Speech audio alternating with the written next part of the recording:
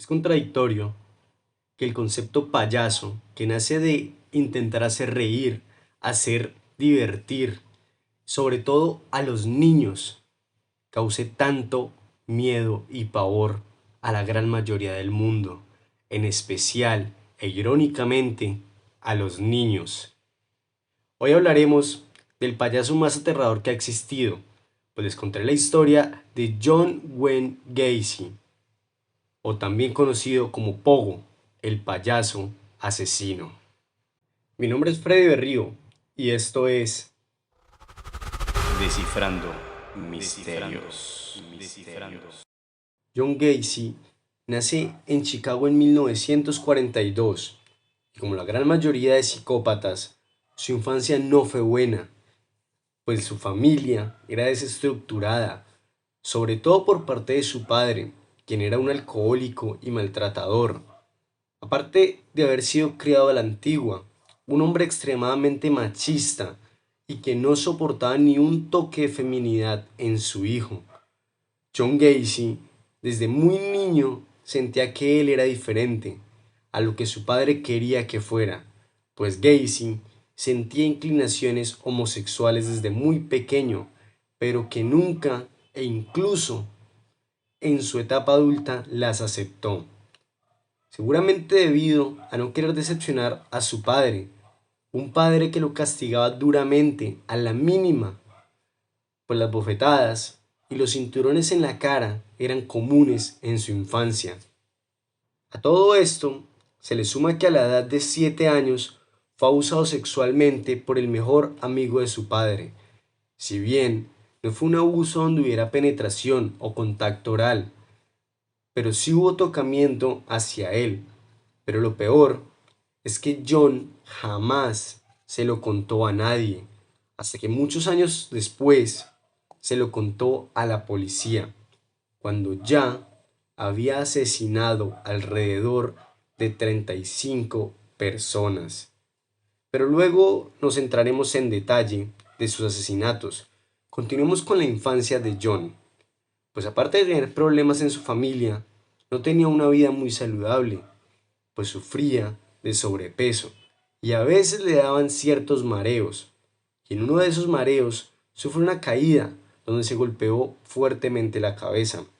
Sin embargo, en el hospital, los doctores no encuentran nada extraño, ni un daño cerebral, pero se cree que debido a este golpe o cualquier otro que pudo haber sido la causa y el origen del comportamiento psicópata y deplorable de John Wayne Gacy. A pesar de todo esto, John no era un tipo marginado, pues tenía sus amigos. Era un chico callado, era muy educado y a veces recibía un poco de bullying por su sobrepeso, pero nada de esto era tan grave. Sin embargo, no era muy buen estudiante, que a los 18 años decide irse de su casa, hastiado y cansado del comportamiento de su padre. Él se muda a Nevada y allí empieza a trabajar de asistente mortuorio, es decir, ayudaba con el tema de los cadáveres. Y allí es cuando empieza lo extraño. Pues cuando se quedaba a solas con los cadáveres masculinos, se metía con ellos en el ataúd, y fue donde empezó a experimentar sus primeras erecciones, pues él llegaba incluso a imaginarse cómo sería esa persona en la cama antes de fallecer. A él no le importaba en qué estado estuviera el cadáver, a él eso lo excitaba. En ese momento es cuando tenemos su primera caída a los infiernos. Al pasar un par de años, regresa a Chicago, donde conoce a una chica y se casa con ella. Empieza a trabajar en una zapatería y realmente era buen trabajador, pues era honrado, cumplidor y además tiene cierto carisma con la gente, tanto así que conseguía convencer casi a cualquier persona para que comprara cualquier tipo de zapatos. Era tan buen comerciante que su suegro lo quiere para que dirija una de las franquicias de Kentucky Fried Chicken, que él tiene. Concretamente, esta franquicia está ubicada en Iowa Water, un sitio bastante rural de los Estados Unidos, donde hay bastantes pantanos. Las casas son ranchos y personas que te esperan con una escopeta en la mano en puerta de su casa. Allí se va a vivir junto a su esposa. Tiene 2 hijos y él mismo describiría que ese día fue el más feliz de su vida. Se une a la Cámara Juniors de los Estados Unidos, que es una institución que forma gente joven para que sean un buen líder, ya sea un líder político o un líder de la comunidad. Un lugar deportivo es un grupo de personas que trabajan con gente joven. Gente joven. Una de las grandes debilidades de John Gacy. Pero bueno, más tarde les contaré por qué es la gran debilidad de él. Y aunque para las personas él era un triunfador, pues estaba casado, tenía hijos y la gente lo quería, pues era una persona que ayudaba a la comunidad, de puertas para adentro, oculta una verdad, pues empieza a tener contactos homosexuales con diferentes hombres, les hace proposiciones a casi cualquier hombre que se cruza y en el sótano de su casa monta timbas con otros hombres que a la vez ven pornografía y consumen drogas. Sin embargo, no fue sino hasta 1967 en donde no puede contenerse más. Esos sueños de dominación que tenía hacia hombres jóvenes, esas fantasías en las que los cogía a un adolescente y le hacía de todo, no podían ser más reprimidas ni un minuto más. En ese mismo año comete su primera agresión sexual. Un hijo de los miembros de la Cámara Junior de Estados Unidos, concretamente de la delegación de Guadalupe, es engañado por John para que vaya a su casa de noche con la excusa de ver pornografía. Una vez allí, le obliga por la fuerza a mantener relaciones y lo obliga a que le practique sexo oral. Aunque John lo amenazó de muerte, el joven de 15 años no tardó ni 20 minutos en contarle lo que le había pasado a los padres. Los padres van a la policía efectivamente y lo acusan. Sin embargo, John se defendió diciendo que todo lo que había pasado había sido consensuado y que él no tenía la culpa de nada. Aun con esas declaraciones, estaba claro que iba a haber algún juicio, pues John necesitaba asegurarse de que ese menor de 15 años no hablara más de la cuenta. Es por eso que contrata a un sicario para que le diera una paliza de muerte. El adolescente consigue zafarse y escapar. Contó todas las autoridades, lograron dar con el paradero del sicario quien lo había atacado y este más tarde delata a John. Por primera vez, John era arrestado a 10 años de prisión, pero solamente pagaría 18 meses. Pero la pregunta es, ¿por qué pagó tan poco tiempo? John era un experto para mantener su doble vida, pues como todos sabíamos, de puertas hacia adentro tenía una vida totalmente de psicópata y por fuera era la de un señor pulcro y decente. Pues eso también le funcionaría en la cárcel, pues en la cárcel demostró un buen comportamiento, ayudaba en la cocina, se llevaba bien con todo el mundo, ayudaba también a otros reclusos. Y lo mejor es que hablaba de una forma magnífica. Con todo esto consiguió convencer al sistema americano de justicia de que era una persona que ya podía estar en la calle. Eso fue una equivocación total por parte de la justicia. Sin embargo, la justicia interpretó que lo que había pasado 18 meses antes había sido un problema de interpretación y que él era inocente y que era una persona mentalmente sana. Sin embargo, le prohibieron que por vida pudiera ver a su exmujer y a sus hijos. En 1971, John vuelve a Chicago y empieza a trabajar en una empresa de construcción que al cabo de pocos años acabaría dirigiéndola él. Y sigue con su terrible, esa doble vida que de cara a la galería o a las personas de público era el ciudadano perfecto, sus vecinos lo adoraban, pero cuando nadie lo veía, seguía acosando a chicos cada vez más jóvenes, haciéndoles proposiciones indecentes e incluso llegó a forzar a algunos a hacer lo que ellos no querían. En muy poco tiempo sucedieron tres cosas vitales. Una de ellas es que se volvió a casar. La segunda es que el mando de la empresa pasó a ser de él. Y la tercera, que era un poco más morbosa, y es que en la empresa que ahora dirigía solamente contrataba jóvenes, jóvenes que algunos eran menores de edad, que los engañaba con la mentira de que necesitaba gente joven, fuerte, que sirviera para la construcción. Entre 1973 y 1974 es cuando crearía su infame personaje, Pogo el payaso. Empezó en su tiempo libre y de forma totalmente altruista y gratuita a presentarse en fiestas de cumpleaños de niños como parte de ayuda a la comunidad. A veces también en familias que no tenían muchos recursos para contratar animación, a veces en familias de más recursos, pero que simplemente tenían confianza con este hombre y pensaban, qué buen vecino, pues que venga y anime un rato a nuestros niños. Lo que estos padres no se imaginaron jamás, ¿quién iba a pensar que de un hombre tan alegre, tan colaborador y tan respetuoso se escondería el quien más tarde sería conocido como Pogo el payaso asesino? Aquel persona que se pintaba la cara para esconder su doble vida y que por medio de diversión y de asistir y animar a jóvenes los acechaba. Pues quién se imaginaría que detrás de esa pintura y detrás de esa alegría él estaría acechando su próxima víctima e imaginándose todas las atrocidades que le podría llegar a hacer a ese joven.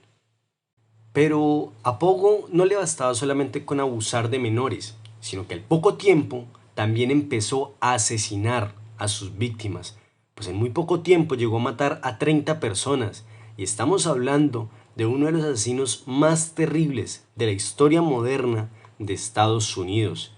El primer asesinato fue en 1973, mientras Gacy iba conduciendo, se fijó en la carretera y vio a un chico adolescente, un chico joven, que estaba pidiendo ayuda en la carretera. Por supuesto, John vio la oportunidad perfecta para cometer uno de sus abusos o ayudar a esta persona. Él lo invita a un tour gratuito por todo Chicago, con estancia final en su casa. No se insinuó, simplemente la acción de una buena persona que quiere ayudar a alguien joven que está viajando por el país. El chico aceptó, y recuerdan que a lo largo del video les he contado que John era una persona que a simple vista parecía buena, pues lograba engañar a un joven. Hicieron ese tour y por la noche fueron a su casa. Extrañamente, no pasó nada aquella noche, pero en la mañana siguiente John despierta y ve que el joven tiene un cuchillo en la mano. John, atemorizado y nervioso, salta encima del joven y le quita el cuchillo, acabando con la vida de este joven, enterrándole el cuchillo repetidas veces en el pecho. John se fija luego en el suelo y lo que no se había dado cuenta es que aquel chico le había hecho el desayuno y como agradecimiento se lo estaba trayendo a la cama. Pero esto no es lo más perturbador. ¿Quieres saber lo más perturbador? Y es que John, estando en la cárcel, le confesó a la policía que este asesinato fue lo que lo inspiró, pues cuando cometió este asesinato sintió un orgasmo que jamás había sentido y que a partir de ese momento él descubrió que tenía una nueva afición, que no era simplemente abusar de las personas y de los jóvenes, sino que además ahora sentía la necesidad de matar a los jóvenes.